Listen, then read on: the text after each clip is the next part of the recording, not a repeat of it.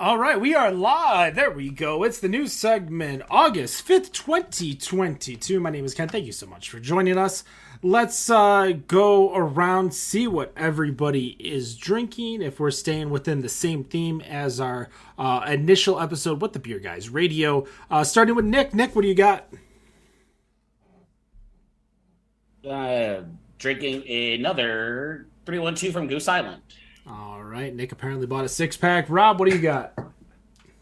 So during the episode, I had finished off the Kalamazoo Stout and then moved to the Shiner Bock, and then was going to move towards Short's Soft Parade, but then I ended up cracking the wrong thing and actually opened up Untitled Art's Midnight Toffee Stout. How did you accidentally open that can instead of Soft Parade? It's not even remotely identical. Because it was easy access and it was right there. I was like, oh, pop. And I was like, oh, wait a minute. I'm supposed to be opening the bottle over there, not the can over here. It's like, well, it's open. So supposed to be Soft Parade. Could mix them together. See how it goes. I'm not here about trying to make a 15-state beast. I ain't got time for that.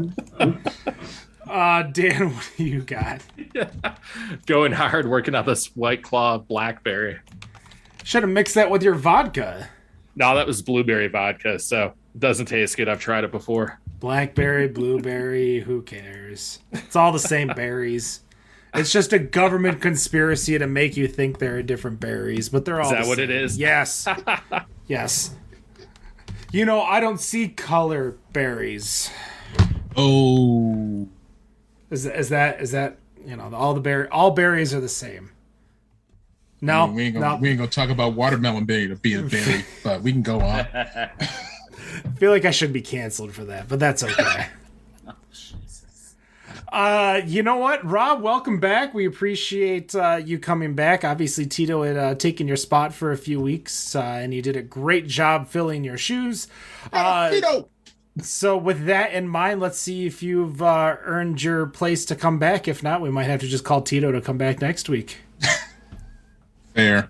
Might happen mid-show, so be ready. Oh, I mean, yeah, I'm watching them in the notes right now. So, Tito, get ready to click on the link just in case I get the gong here. Hold on, I should say what I'm drinking. So I just finished a Magic Hat number 9. That's an oldie. Wow. And this is definitely like the I went to Merchants of Dearborn to buy, but I have a nice Samuel Smith's Nut Brown Ale. Have you taken a sip of that yet? Why? Oh, I'm sure your taste buds have changed. That beer sucks in 2022. No, I'm a fan. Still like it? I'm a fan, Dan. Okay. All right. And definitely a rest in hops to Merchants. It's now a Better Health store. Oh, geez. That's 180. It's just what happens. It's the nature of being in downtown Dearborn. What do you expect? Is it like one of those Herbalife MLM stores that can't be labeled as Herbalife? Maybe. Since Merchants closed and the Better Health store opened, I've not walked in there.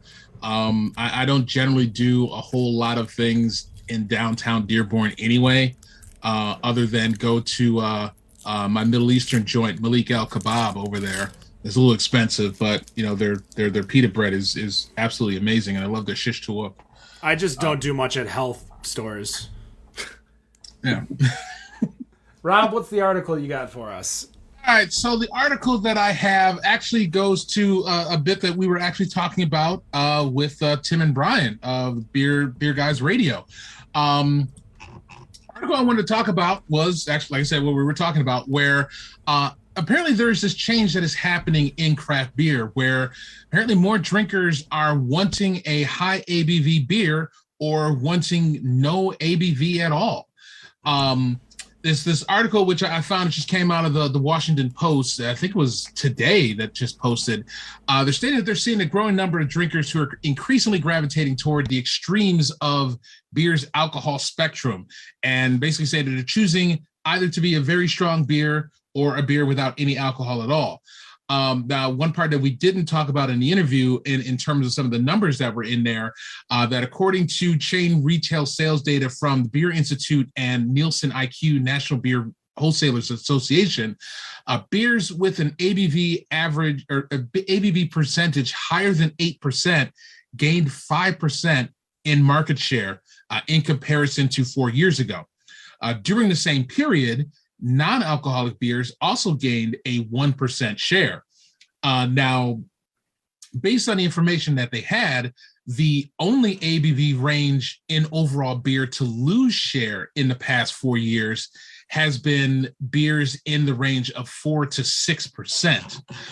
Now, it's very interesting because there's like so many beers that I feel like in us just talking about what we were talking about in the episode about beers that got us into craft beer. And I feel like a lot of those beers that got us into craft beer were in that 4 to 6 range. I'd have to look up Dragon Stout to see where Dragon Stout is, but I feel like Dragon Stout was probably 10. About 7. It was okay. So you're referring to the Jamaican one, correct? Yes. Yep. Yes.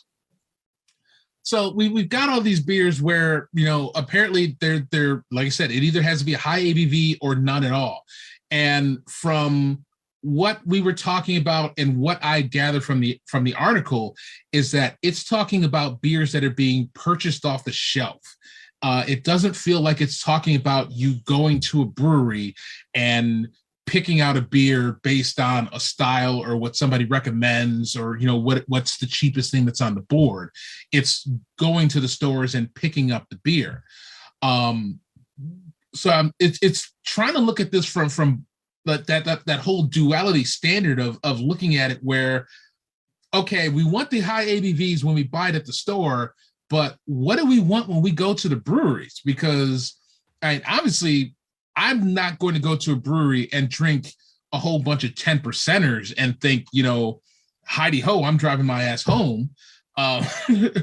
Or, I may not want to have a whole bunch of NAs when I'm at the brewery, because if I'm at a brewery, I feel like there's a little bit of a peer pressure element to what everybody else is doing. Everybody else isn't drinking NAs. I mean, unless I have celiacs or I have, or I'm trying to drink without drinking, I want to kind of have everything else that's on the board. So I said that's what I was curious with you guys to kind of talk about it, and just like when you're going to the stores and what you're buying from the stores as opposed to what you're getting when you're going to the breweries. Like, are you going to the stores and getting the high ABVs, or are you going to the breweries and doing the same? Is it vice versa? Where does it go for you? I'm going to start with Dan on that one.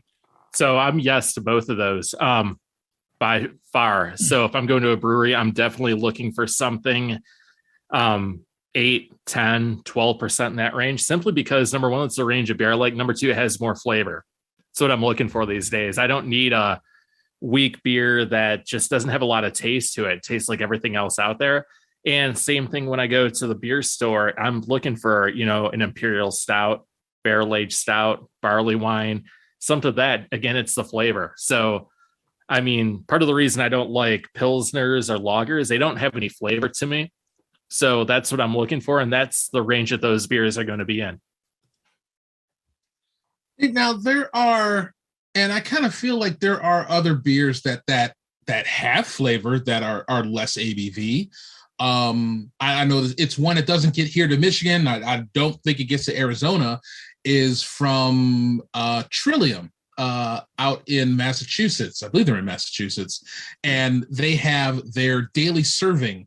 One of their Berliner Weiss beers that they have a variety of different fruit flavors that they add, where they'll have one where it's strawberry raspberry, strawberry blackberry, one that's peach. And they are really full of flavor, and they only kick in at, I think, 5.5%. I'll have to look it up, but they are relatively low IBV or ABV. They're just a pain in the ass to get because they don't distro here to Michigan for them. Well, so the problem is there you're talking about a sour. Someone like me doesn't like a sour. Same with an IPA. Again, I'm looking for that malty flavor. I don't want to eat a sweet tart. I don't want to drink Pine Sol. So the range of beers I'm going to look for are still going to be in that higher ABV range. And people will always say with the stouts is that we're too busy drinking bread, which I mean it has flavor. All beer has grain. I don't know where that comes from. I don't I don't know. Nick, your thoughts? Sorry, if your mic's working, there you are. Little sidetrack there. No, I feel like the 4 to 6 range is what I normally been going for at breweries or even in the store. I mean, shoot, I got fucking 312 for crying out loud. And even so, I was at a Royal Oak Brewery about a month or so ago now, and I was getting their English mild, and it's not even close to 4%, if I'm not mistaken. And so, I don't know if I necessarily agree with the. I mean, I guess the proof is in the numbers, but I'm not sure if there's a whole gaggle of people gravitating towards bigger beers, even though that has been the trend for a while now. I just don't see it. I think that 4 to 6 range is a very, very nice range to drink at, and as our guests were saying earlier, sessionable beers. People like sessionable stuff, and they don't want to be one and done with a 20% banger sometimes. I mean, if you give me a bomber of no rules or something like that, where it's 15%, I better be one and done. Yeah, it better be one and done. Right, and I think. I don't know. I guess I'd have to really see about price points, because maybe if the price point for something that's in the 4 to 6 range is going to be around the same as something that's going to be into a 10 and 12. I mean, obviously with ABV, it's probably going to be a little bit different. It may be like $1 or $2 or $3, and it may just kind of feel like, well, shit, if I'm paying this for 4 to 6%, I might as well pay $3 more and get to 10 to 12. Like why the hell not? I don't know. Maybe that's where that is. But who knows? Ken, what are you thinking?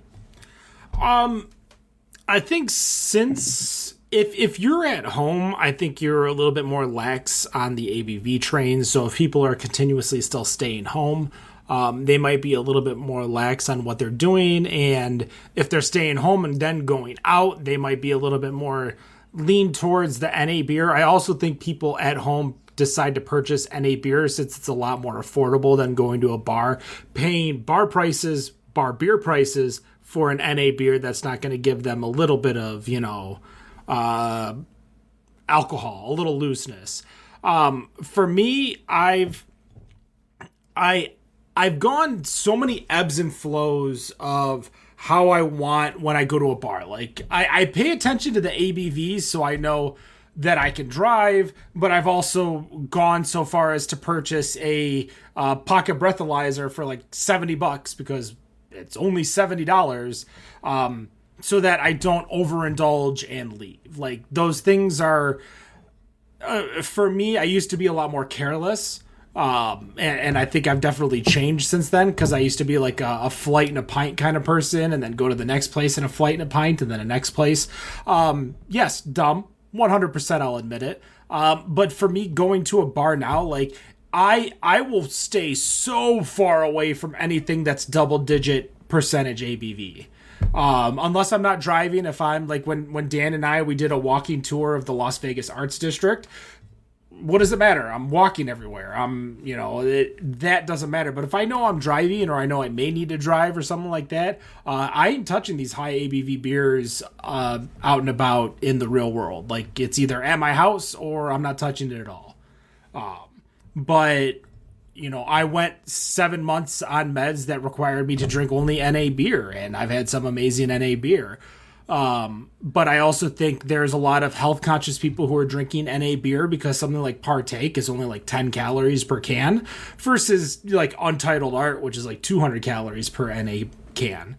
But there's a lot of, I think a lot of things people are considering a lot more when they go out, especially since post-COVID.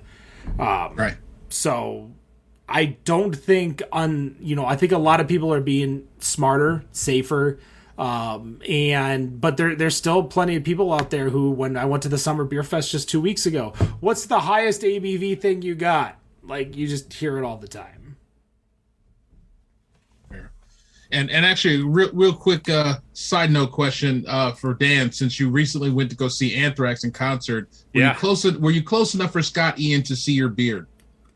Oh, absolutely. I was in the pit, and it was right up front. So I posted a video. I had to step outside of it, but I had missed the part where someone jumped into me, and I edited it out, deleted that part, but someone jumped into me, and my phone almost went flying. Yeah, I was close enough. Could he see me? Who the hell knows? There were a lot of people with beards there, so. Fair enough. Moving on. Well, Nick's got a follow-up from his discussion last week. Nick, what's up? Well, really quickly, I also just want to say that today's International Beer Day. I want to start that off first. Wasn't it just beer? Or was it the other day? No. It was International IPA Day, wasn't it? Why does that have a day? No, well, it's actually today is actually International Beer Day, first Friday of August. It's been celebrated since 2008, and it's currently celebrated in over 200 cities globally. So drink up today, especially if you're listening to the show. Cheers. Cheers. Thank you.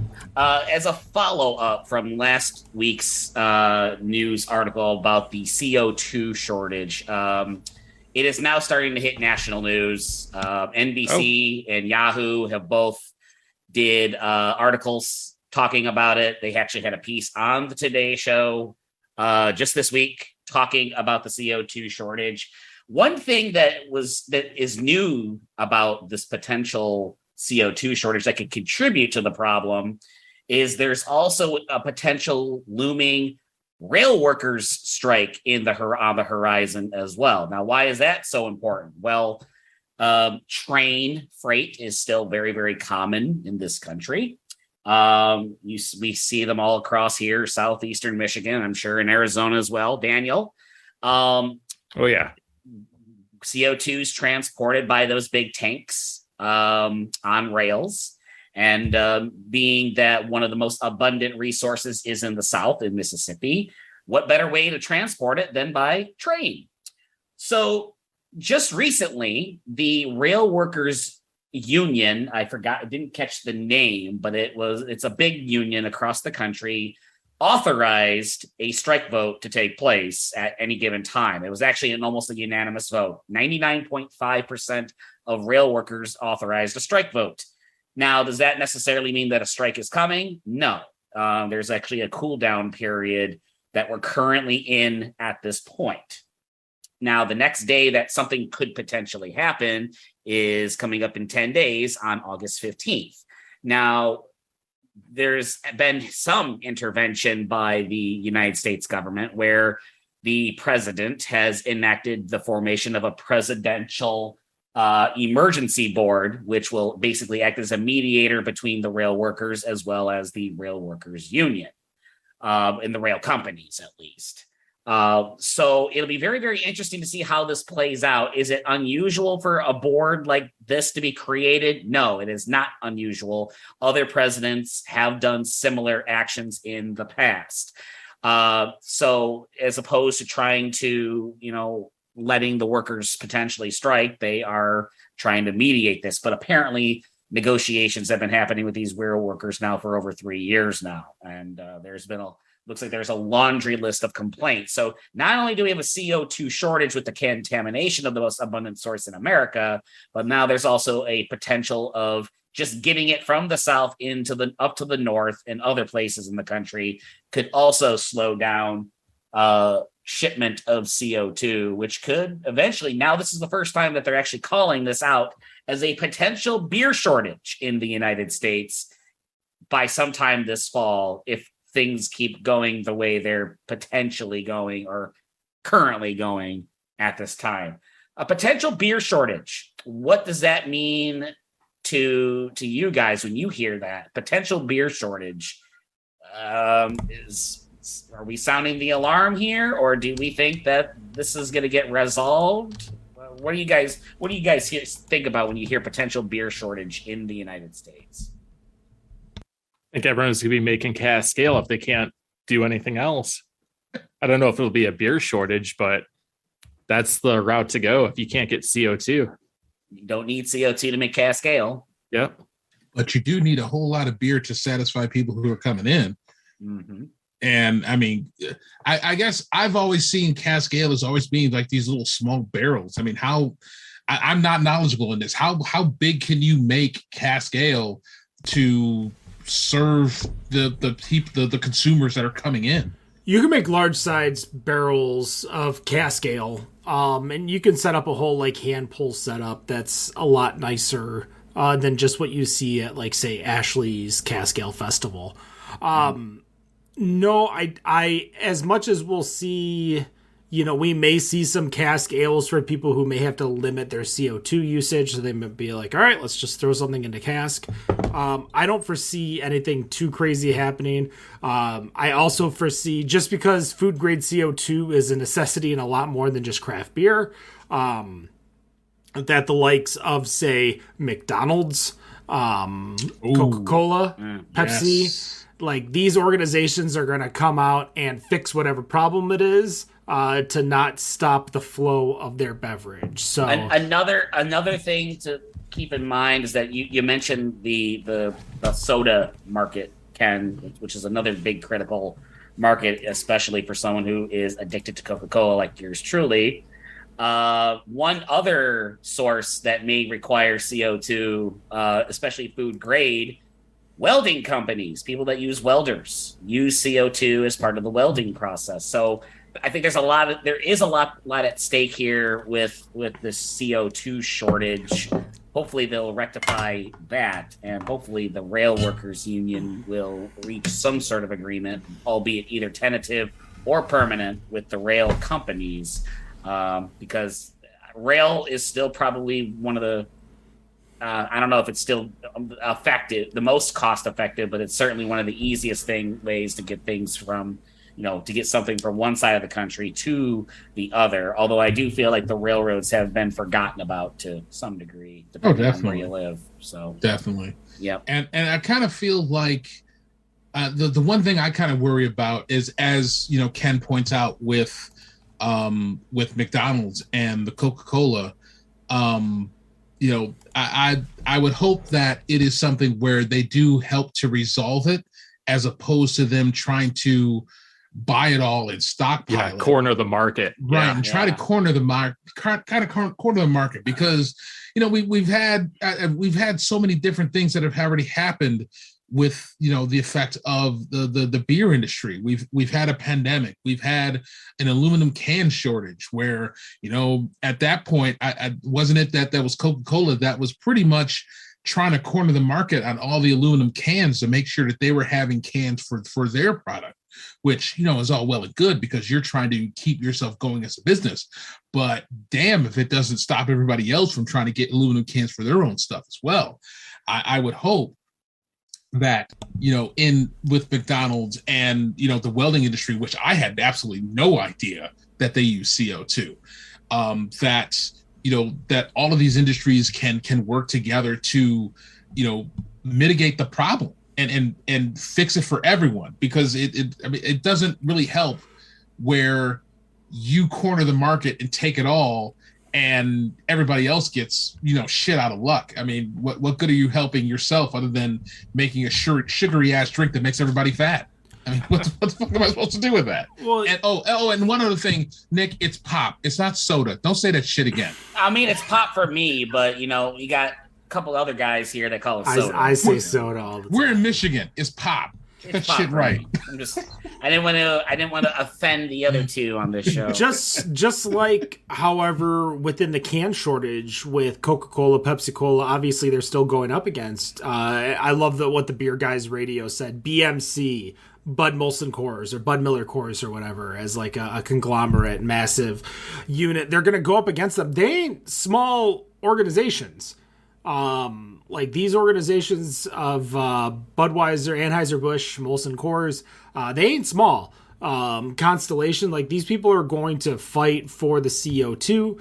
And I think it's going to be working within distributors to make sure everyone gets it. And I think if you're at like a distribution house that sells Bud, Molson Coors, you might be a little bit more beneficial because they will work towards it. To make sure you get it. I knock on wood, don't want to say it's not going to be an issue, but I really don't think. I think there are too many big players who rely too much on CO2 for it to cause such a stir or an issue that we will notice it. But who knows? Maybe in a week I'll be complaining that my CO2 tank for my kegerator is out and I can't go get food grade CO2 around the corner. Right. Dan, what's the article you got? All right. Yeah, fun article because just this week, Bourbon County announced their lineup for Bcbs. So I thought I'd share that with everyone here. The article does go about some of the history with Greg Hall, who hopefully one day we can have back on the show. That'd be amazing. Yes, definitely. But definitely want to bring this up because a favorite spec. I know I love it, Rob. I know we kind of talked about this. You were like, but Bourbon County, not in addition to their other variants, they are bringing back the barley wine this year. This is a 2-year barley wine that's going to clock in at a very mediocre 17%. So not available in Georgia.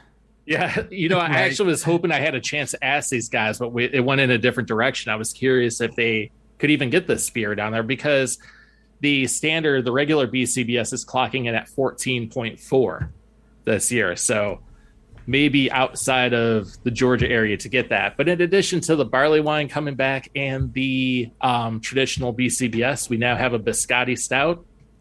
The coffee stout is making a return, I believe, since the whole taste like apples incident. The infection, yes. Yeah. The 2015. Can I be honest and tell you guys that I loved that Mike over at Goose Island. I don't think he's there anymore, but he answered all of our questions about the infection issues that they had. And I'm very still appreciative about that because that is not necessarily it's definitely a sore topic. And he was the marketing manager at that time. So Dan, continue. Yep.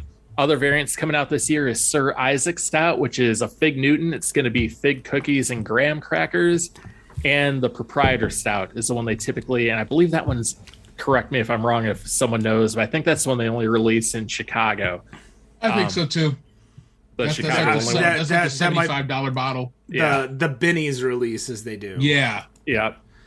So interesting lineup this year. Glad they didn't do the route of the cola one. I don't know if you guys had a chance to try that one, but this is a really solid lineup, at least in my opinion. I'm going to start with you, Rob. What are your opinions on the BCBS lineup this year?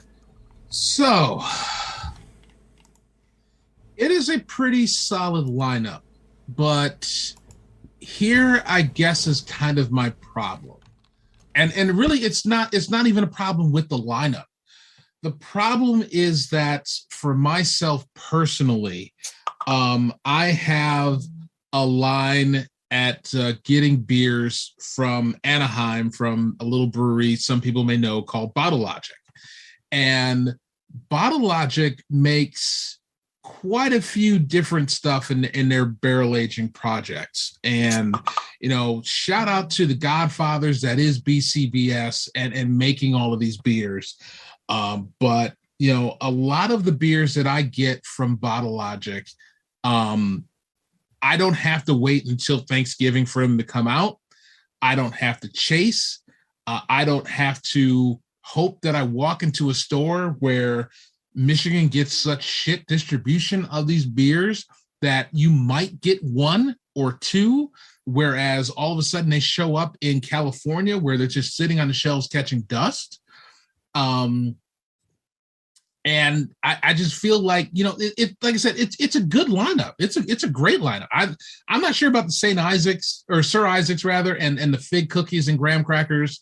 I personally don't really think about having my beer taste like Fig Newtons, but at the same time, fig is a flavor that comes from a barley wine, and that's kind of a standard flavor that you get in a barley wine. But I think just kind of thinking about that, I wouldn't really mess with that. But yeah, like I said, I think it's a good lineup, but I feel like I've been spoiled with Bottle Logic and the amount of barley wines that I've gotten from them over just this year alone. I've had a vanilla, a peach, a coconut. I've had the standard, the Arcane Rituals. I've had the Dark Rituals, which was the blend of their Arcane Rituals standard barley wine and their Dark Star November Stout, which is absolutely amazing. I think it's gotten to a point where I've gotten too spoiled with someone else's barrel age process that BCBS is kind of like, if I get it, I get it. If I don't, I'm not crying about it. I'm not truck chasing about it. I'm not doing anything. If it shows up in a store and it's there and I can pick it up, then especially with the barley wine, because I absolutely love barley wine, I'll grab it. But anything else that's on the list, it's not that I don't care about it. It's just that I'm too spoiled with Bottle Logic to want to buy it. You bring up a good point. So, Fundamental Observation and Number Crunch just came out. It comes out at the same time every year from Bottle Logic. On the way. So you do chase after something that drops on a specific date. If do. You're chasing after those two. So how is that different than going after a BCBS? It is hypocritical for damn sure, for sure. It's a little different because I'm not necessarily doing the chasing. I have someone who is a member of Bottle Logic who can get the beer for me. I get an instant message saying, hey, this beer is here. How many do you want? And I just send a message saying how many I want. I don't have to get up. I don't have to go from store to store and try to find a damn beer. I don't have to show up at, the stories of what I've heard about showing up at a Shell station in Royal Oak who is selling BCBS for $50 a bottle. And, but it's like what Ken said, if it's worth $50 to you, then that is a $50 beer to you and you can pay that. But I'm going to get what I get from Bottle Logic, where it is going to be quality barrel-aged beers for, flavor profiles that honestly, I didn't even think was even possible. Like, I feel like they do so many different things that Bourbon County does, but they just do it year round. Yeah. And they throw so many different variants of flavor. Like there was a barrel-aged tropical berry stout that I had the other day that made absolutely no fucking sense, but it actually was decent. And, Goose Island could pull this shit off, and they pull this shit off pretty damn well. Honestly, I don't know what the cola was like, but like it's still on the shelf. So I'll try to bring one out for episode 300. You can judge it yourself. Yeah, 100%, Dan, bring it, because I wanted to try it just because it was so different. So you didn't get it either? Oh yeah, no, I'll bring a bottle out of it. If it's still on the shelf over there, grab it. I'll Venmo you some money, and or you can bring it, since I bring in like 80 cans and bottles of Griffin Claw Flying Buffalo. Folks, we are having our 300th episode celebration in October of this year. If you are a fan of Better on Draft and you want to join us, shoot us an email, betterondraft@gmail.com. Plenty of you have already sent an email. We've given you the hidden details of when and where. It's going to be on the east side of Michigan in Oakland County. So those are your hints to kind of like stay tuned. If you want to come, shoot us an email. Obviously, if you're up in Traverse City or something like that, you might not want to drive all the way out to Oakland County. But we're going to look for hotel information too to help you out with staying the night, just because even me in Ipsy, I ain't drinking all these amazing Griffin Claw beers and driving home. I am finishing the episode tonight. There was some data coming up. Was that everything, Dan? I'm sorry. I didn't mean to. Yeah, no, absolutely. It felt like everything. Yeah. Coming out of Boulevard, who we actually had on the show, Adam Hall, great interview. Go check that out. Their Seltzer lineup Quirk is expected to be a quarter of its sales by the end of the year. That means that for every three Boulevard beers that get sold, one Seltzer gets sold. And this actually doubles the sales from 2021. And they're going to be looking to increase this amount by 2.5 times next year. In order to meet expectations of production, they've actually had to eliminate or downgrade the production of some of their beers, including its sample 12-pack, its unfiltered 12-pack, and its Kolsch. Dan, you're the only one here with me right now if you're watching the YouTube video. So if this fad doesn't stay money-making and keep Boulevard in business, are they in trouble of potentially chasing profit and not being able to move back to their beer segment. Yeah, that's what I'm worried they're doing. They got rid of the one beer I really love. Now, don't get me wrong. I like a lot of Boulevard beers. Their barrel-aged stuff is great, but they got rid of Steep Drop, which was their nitro stout. I don't remember why he said. I think he said it was a victim of the pandemic. But I mean, if they're just chasing money now, how do you eventually move back? But I mean, is this seltzer thing a fad at this point? Is it a fad? Yes, 110%. Is it going to stick as our livelihood? We're only a few years into the seltzer craze. I mean, which is nuts to think about. We had at one point Matt Bush called this, and it was probably 5 years ago. Matt Bush came onto the show and said seltzers are the next phase. He's probably said a lot of wrong things, so I'm not going to call him Nostradamus. He did get that one right. And it doesn't seem to be going away. So, I mean, but I hate seeing more and more breweries. They are doing that too. It seems like more and more are getting seltzers, at least from what I see. And it comes at the cost of other beers that people probably enjoy.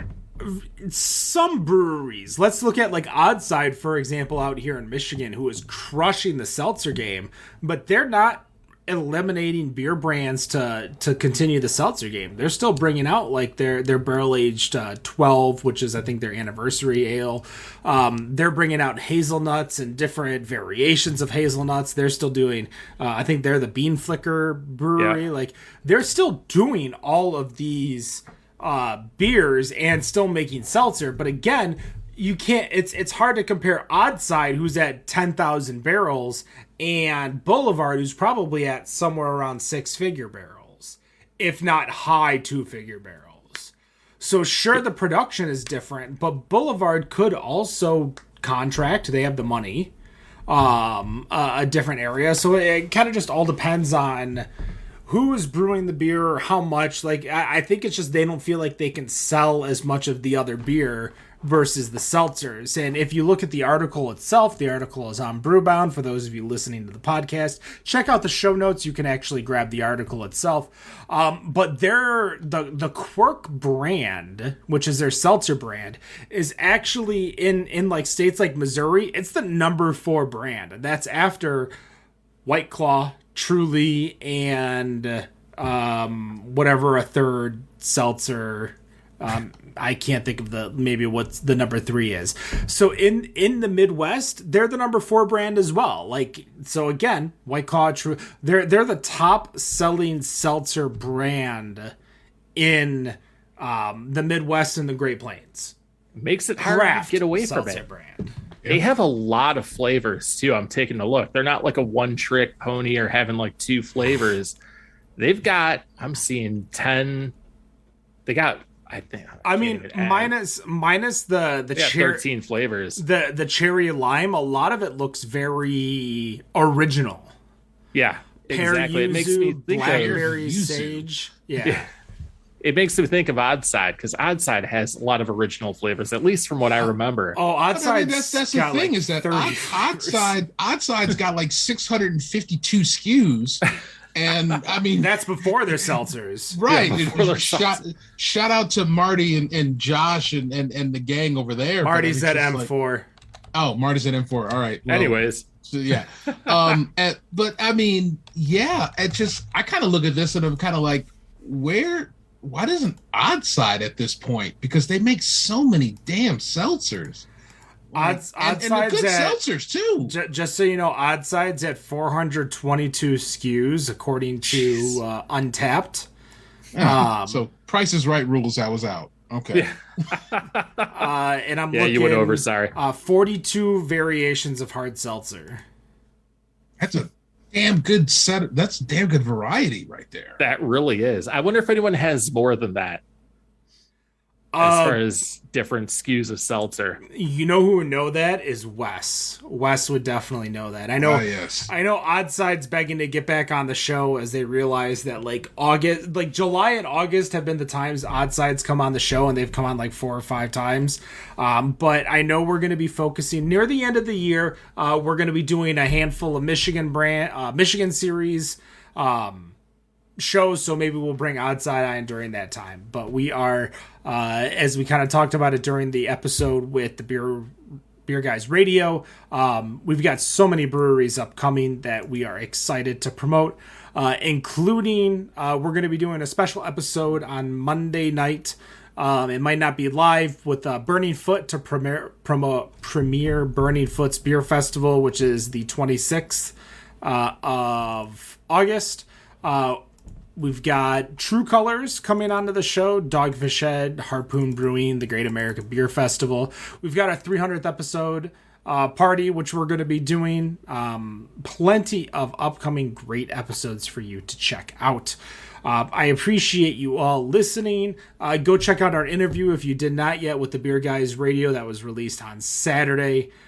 We are live Fridays, 7 p.m. Eastern at betterondraft.tv, facebook.com/betterondraft, and twitch.tv/bod podcast. Come in the chat. Our Twitch was actually popping off a little bit today with a handful of people, so we thank you so much for joining us in the Twitch. A few people, including Larry over in Facebook and Melanie in Facebook, commenting. We appreciate it. Guys, you can interact with us, especially when we have guests. If you have questions, we'll make sure to forward those questions to our guests. Find us on all of our social medias. If you look right behind me, that's Better on Draft on Instagram, Facebook, and Twitter. Our website's betterondraft.com. Our Untapped Find Out What We Were Drinking bod podcast. And that's going to do it for this episode 294 of the Better on Draft podcast. No matter what you think of your beer, we think it's Better on Draft. Have a good night.